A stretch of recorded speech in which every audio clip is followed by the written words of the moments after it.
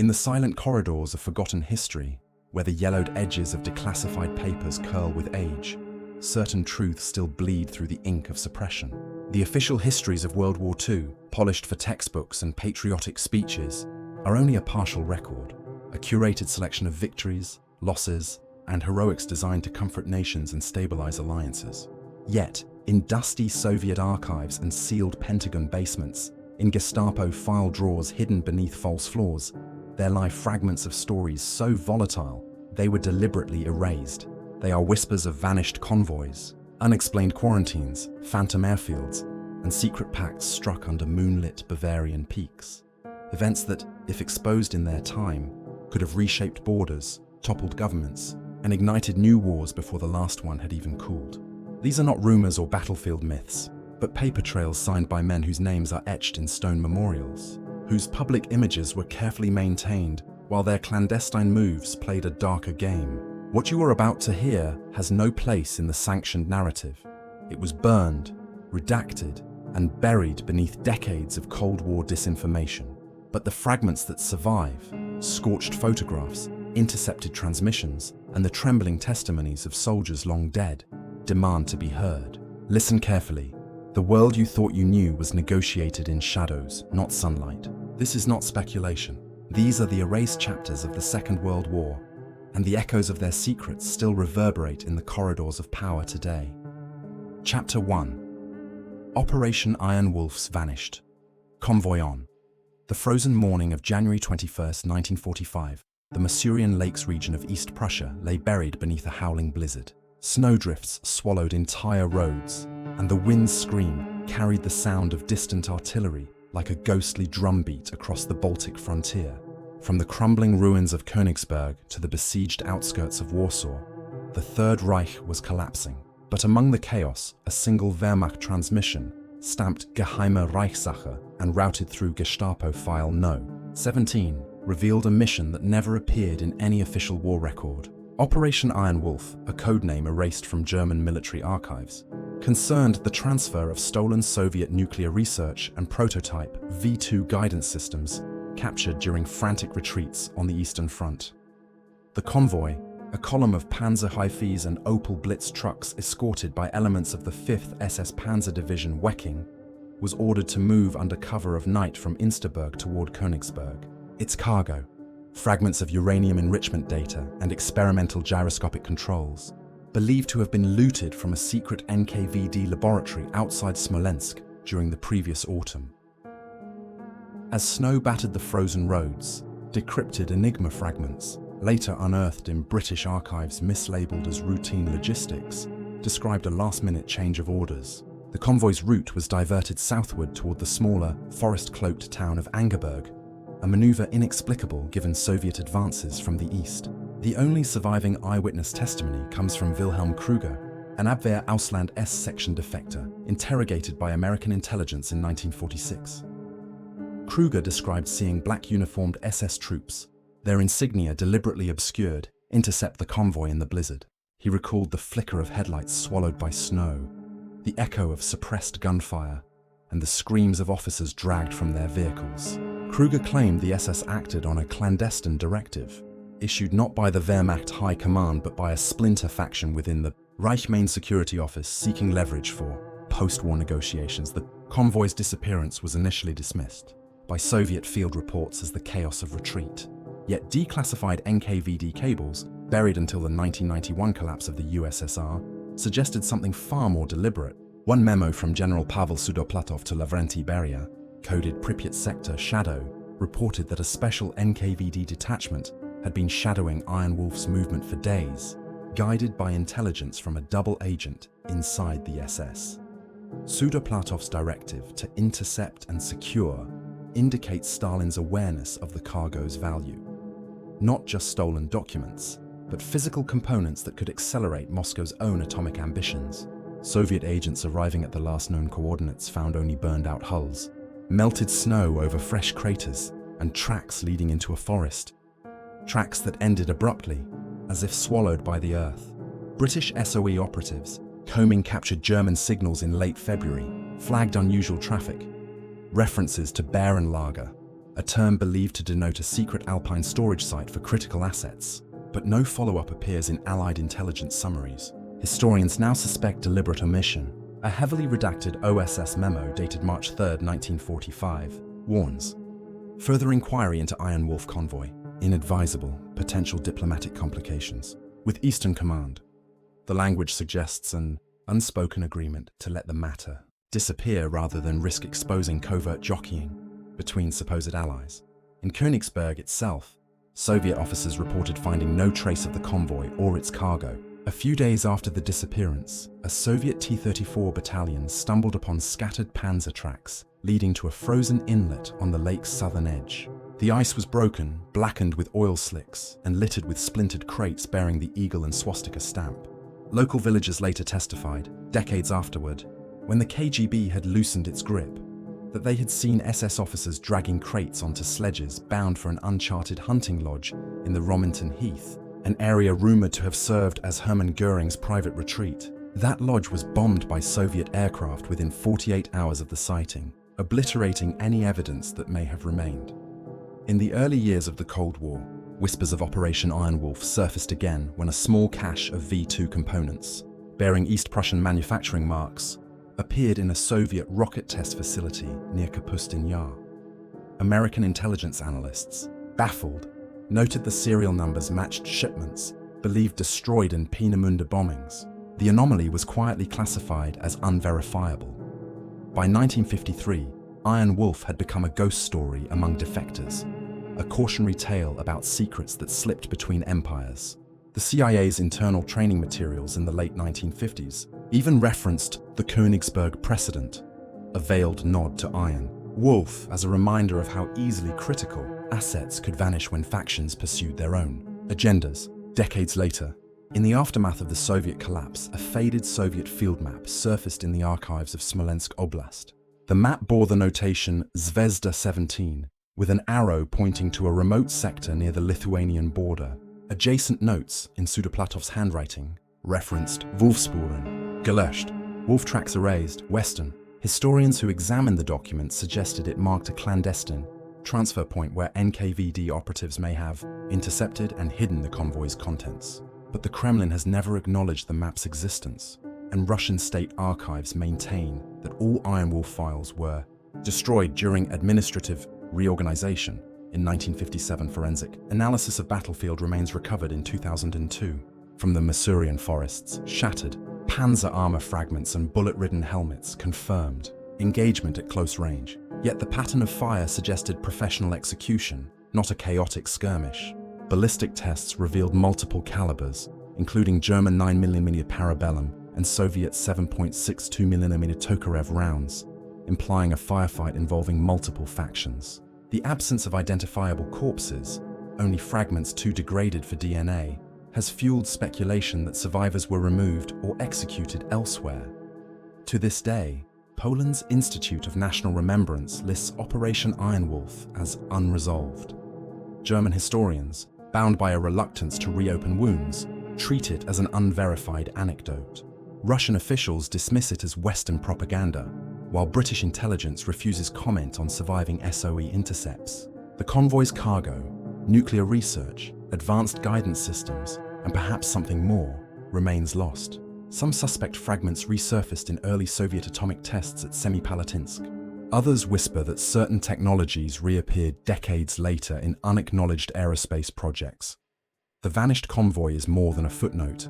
It is a scar. It suggests that as the Third Reich crumbled, factions within its own ranks played a double game, and Allied powers, too, may have silently competed for the spoils of a dying empire. The snowstorm that swallowed Operation Iron Wolf was not merely weather. It was the perfect cover for betrayal. Beneath the frost and silence of East Prussia, history was rewritten in gunfire and disappearing tracks. The truth lies somewhere between the scorched trees and the closed vaults of intelligence services who even now prefer their secrets stay buried. Chapter 2. The Smolensk Bioweapons Incident Suppressed. The autumn of 1943 brought an eerie stillness to the forests surrounding Smolensk. German forces had retreated after months of brutal fighting, leaving behind scorched earth, demolished bridges, and villages reduced to ash. The Red Army reclaimed the ruined city in September, but what unfolded in the weeks that followed would never be reported in Pravda or any Allied press. Within the sealed vaults of the Soviet Ministry of Defense, in reels of microfilm marked with the crimson stamp Osobo Sekretno, top secret, lurked the files of Project Rekha 47. This was not a battlefield operation, but a covert biological weapons program fueled by desperation and dark opportunism. Stalin's inner circle, guided by Lavrenti Beria and the NKVD's Special Laboratory No. 12, sought to exploit captured materials from Japan's infamous Unit 731. Through back-channel negotiations with rogue Kwantung Army officers, strains of hemorrhagic fever, diseases the Japanese had tested with unspeakable cruelty on Chinese prisoners, were transferred into Soviet hands. Smolensk, isolated by front lines and devastated by war, was chosen as a testbed. According to fragments later uncovered in declassified OSS memoranda, the experiment began in October 1943. Soviet medical battalions, ostensibly conducting field inoculations, were in fact administering controlled exposures to Red Army soldiers from a logistics unit stationed near the Dnieper crossings. The cover story was vaccination. The reality was deliberate infection. Within days, fever swept through the ranks. Witnesses reported soldiers convulsing in their bunks, blood seeping from gums and nostrils, and skin erupting in rashes that spread like wildfire. By the second week, over 200 men were incapacitated, and the epidemic showed no sign of containment. NKVD operatives moved swiftly. The unit was quarantined under armed guard. Survivors who begged for medical evacuation were denied, and field doctors were ordered to falsify records as dysentery and exposure. Entire villages near the testing grounds were sealed off. Their inhabitants marched into barns and left to burn when containment collapsed. British SOE intercepts, buried under most secret classification in the Public Record Office until the 1980s, make oblique references to unusual sanitary measures in the Smolensk sector. One cable from an operative codenamed Nightingale describes a sudden cordon sanitaire. Entire settlements vanished, smoke rising from farmsteads, though no combat reported. Meanwhile, in Washington, a slim OSS file labeled Hemorrhagic Reports. Eastern Front noted that intercepted Soviet medical traffic contained irregular terminology suggesting non-orthodox pathology. Yet the memo's final page carried a chilling directive: further inquiry discouraged, potential parallelism with ongoing domestic research. This was a thinly veiled admission that the Americans themselves were pursuing bioweapons experiments, and that exposing Soviet atrocities risked shining light on their own projects at Fort Detrick. Inside the USSR, the suppression was merciless. Surviving soldiers from the logistics battalion were quietly executed by pistol shot to the back of the neck, their bodies dumped in unmarked pits, later disguised as German mass graves. Doctors who had protested the ethics of the trials were denounced as traitors and disappeared into the gulags. Families of the affected villages were erased from census records, their names scrubbed as though they had never existed. A surviving NKVD field note, later smuggled out by a defecting archivist in 1979, recorded chillingly, "All traces neutralized. History will record only German barbarism." It was a deliberate rewriting of events, folding Soviet crimes into the broader narrative of Nazi atrocities that had scarred the region. Weather. Reports from October 1943 describe persistent fog and early frosts, conditions ideal for concealing smoke. Plumes from incinerated corpses. Peasants in surrounding districts whispered of black trucks arriving at night, unloading crates sealed with biohazard markings. These trucks, according to later testimony from a former NKVD driver, carried not only pathogens, but Japanese medical instruments, scalpels, and laboratory cages looted from Manchuria. The symbolism was grim. One tyranny's crimes transplanted into another's hands, both driven by an obsession with weaponizing disease. The Cold War cemented the silence. When Western journalists probed rumors of Soviet bioweapons in the 1950s, official denials were swift, reinforced by the United States' own classified programs. In 1969, when President Nixon publicly renounced offensive biological weapons research, intelligence officers privately ensured that files like Rekha 47 remained hidden. For decades, the Smolensk incident lingered only as a shadow in defectors' testimonies. One GRU officer who fled to Sweden in 1974 whispered of entire battalions vanishing, their deaths never honored, their records struck out as if they had never served. His account was dismissed as Cold War propaganda. And yet, scattered evidence persists. In 1992, after the Soviet collapse, Russian scientists admitted in hushed tones to Western inspectors that hemorrhagic fever samples had indeed been studied under military supervision. One retired colonel, his voice trembling, confessed that Smolensk was a test, a failure we could never admit. Forensic surveys of unmarked graves near the Dnieper crossings revealed skeletal remains consistent with mass execution. Soil analysis detected anomalous traces of formaldehyde and burned organic matter, indicators of large-scale biological disposal. Local elders, when interviewed, spoke of the year the village dogs went mad and the smoke that carried sickness on the wind. The Smolensk bioweapons incident, though erased from official history, demonstrates the moral collapse of wartime powers when cornered by desperation. Stalin's regime crossed into the same forbidden territory as its enemies, manipulating human lives as variables in a lethal equation. Western governments, aware but complicit in silence, chose secrecy over truth, fearing that exposure would unravel their own covert programs. It is a story not of combat between soldiers, but of laboratories masquerading as medicine, of state terror cloaked in the language of defense. In the forests of Smolensk, the earth still holds what archives cannot: the bones of those sacrificed to science, and the unmarked pits where truth was buried beneath the ash of villages erased. Even today, Russian authorities dismiss the incident as fabrication, while Western governments remain reluctant to declassify their full knowledge. The truth lies in fragments, microfilm reels, intercepted cables, testimonies whispered in exile. Together, they reveal a darker war waged behind the front lines, a war fought not with tanks or rifles, but with pathogens and silence. The Smolensk episode reminds us that victory in 1945 was not as clean as history books suggest.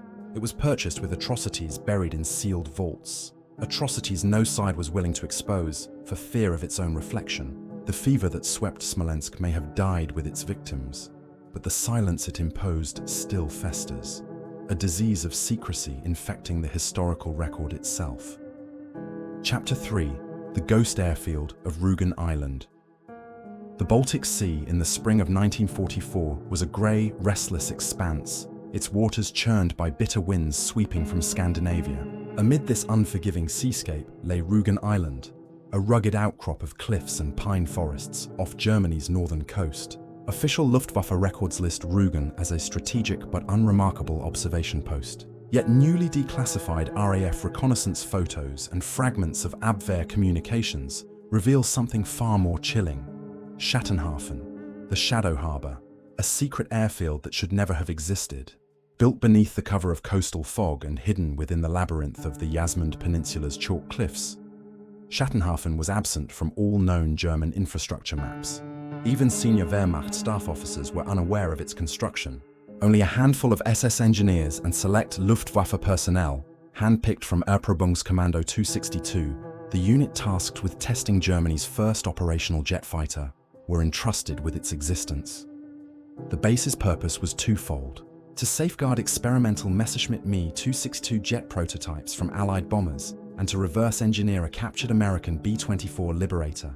The bomber, shot down over the North Sea in late 1943, had been covertly salvaged by German naval forces. According to later testimony by a captured Luftwaffe mechanic, the B-24 was to be modified with jet-assisted takeoff systems derived from secret research at Peenemünde.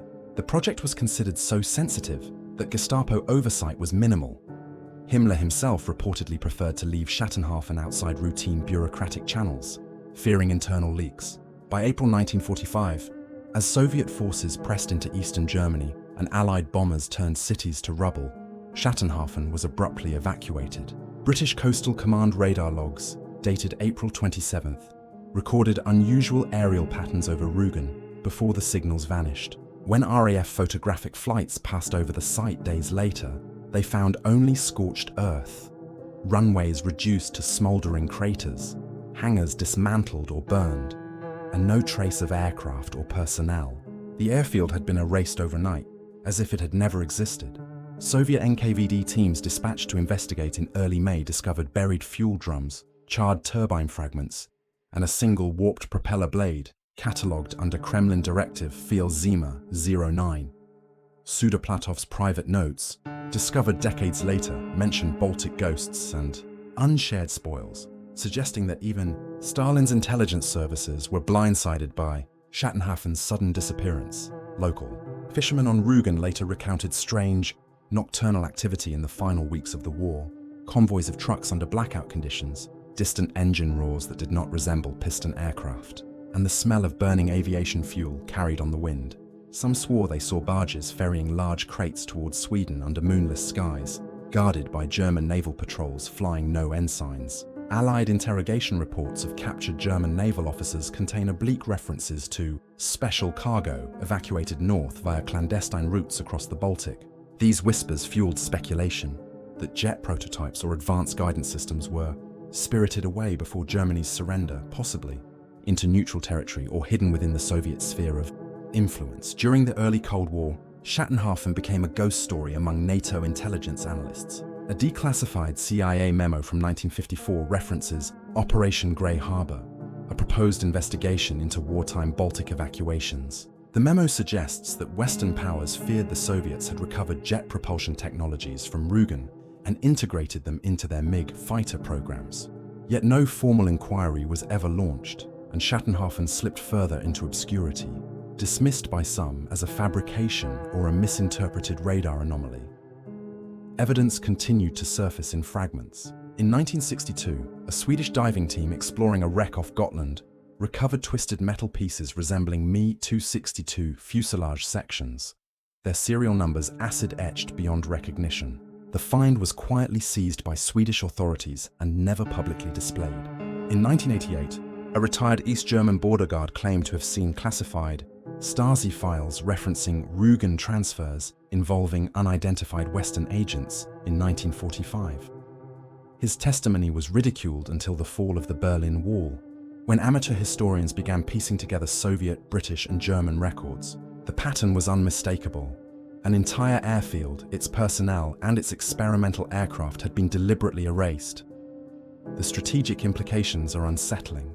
The Mi-262 jet fighter was years ahead of its time, and a captured B-24 fitted with jet assist could have provided invaluable data on Allied bombing tactics. If such technology changed hands in the Baltic's shadows, it may have accelerated Cold War arms development on both sides. The erasure of Schattenhafen hints at covert agreements, unacknowledged trades or seizures that neither Washington nor Moscow wished to acknowledge publicly.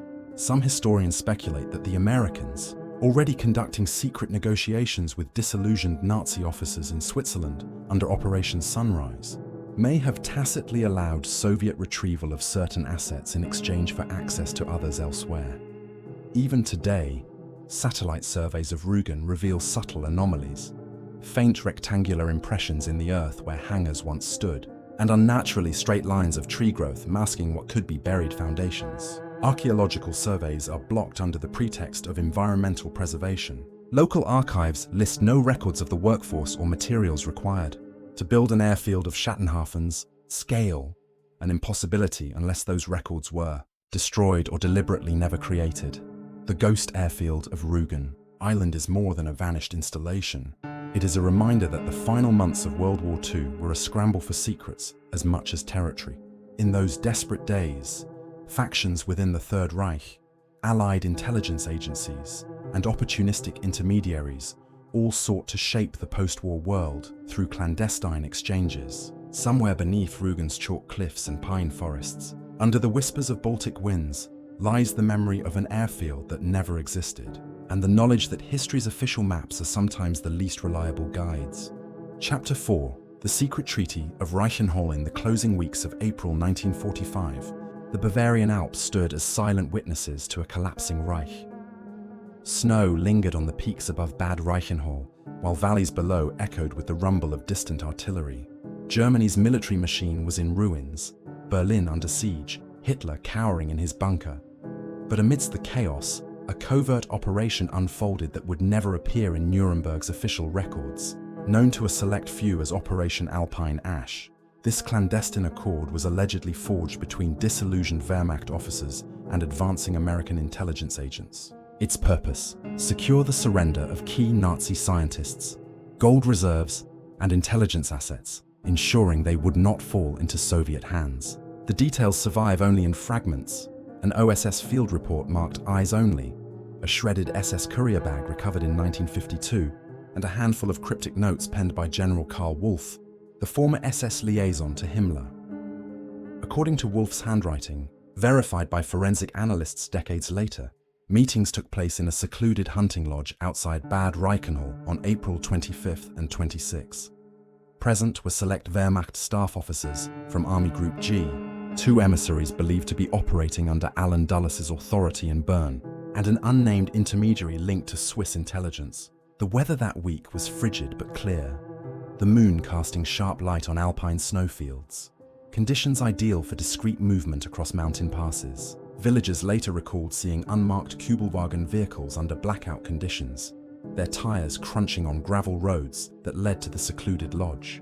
No official records of these meetings exist, yet the OSS report, Fragment 72b, describes an arrangement to divert gold, shipments and technical documents toward Allied-controlled Austria in exchange for immunity for specific SS personnel. Soviet diplomatic cables intercepted in early May indicate Moscow suspected foul play. One message from Vyacheslav Molotov to the Soviet ambassador in Washington expressed deep concern over unverified reports of unilateral American negotiations in Bavaria.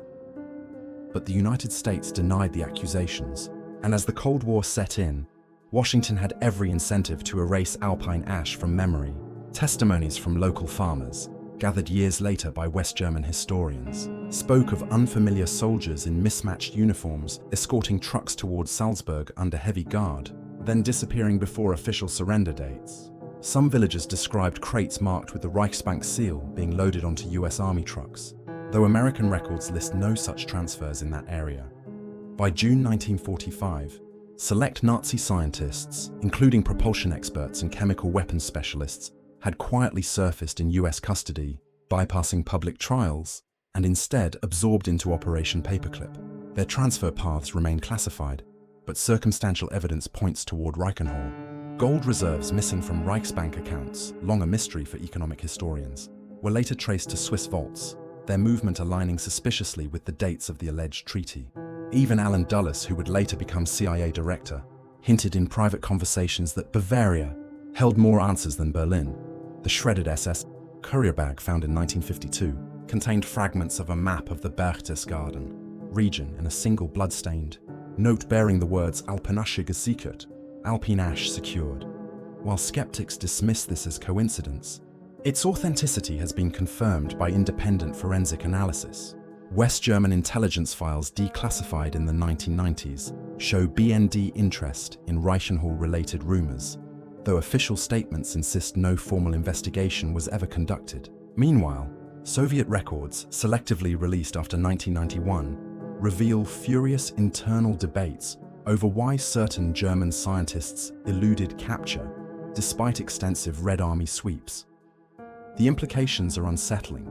If Operation Alpine Ash occurred, it suggests that the Allies, even before Berlin's fall, were prioritizing post-war strategic advantage over justice. It raises questions about how many secret deals were struck in backrooms and Alpine lodges, and whether the moral clarity presented at Nuremberg was compromised from the start.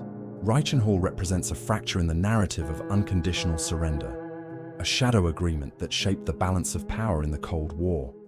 The treaty's existence remains officially unacknowledged, but its echoes persist, in unexplained gaps in gold inventories, in the quiet careers of former Nazis in American laboratories, and in the whispered testimonies of locals who, under the moonlight of April 1945, saw history rewritten in the Bavarian snow. In the dim corridors of history's forbidden archive, unanswered questions still stalk the edges of the Second World War's official story. Operation Iron Wolf's vanished convoy has never been accounted for, its stolen research perhaps buried under decades of denial. The Smolensk bioweapons incident remains unacknowledged, its victims unmarked in any ledger except the Earth itself. Rügen Island's ghost airfield lingers as a spectral absence on maps, its missing aircraft and stolen technologies hinting at bargains struck in Baltic fog. And the whispered Treaty of Reichenhall reveals the unsettling reality that even as Berlin burned, power was already being bartered in shadowed lodges beneath the Alpine peaks. These are not tales of battlefield heroics or neatly concluded surrenders. They are the fractures where alliances blurred, ethics crumbled, and secrecy became as potent a weapon as any tank or bomb. The Cold War that followed was shaped as much by these suppressed episodes as by any public declaration. To this day, sealed archives in Moscow, Washington, and Berlin hold the final pages of these stories, pages that may never be released. But fragments, charred documents, buried crates, half-erased codes, surface now and then, like bones washing ashore after a storm. They remind us that history's official record is a curated fiction, and that beneath the monuments and textbooks lies a darker ledger. Somewhere, in vaults guarded by silence, the ghosts of Rügen, Smolensk, Reichenhall, and Iron Wolf wait for their reckoning. Until the final files are opened, these shadows will remain, haunting the edges of the war we thought we understood.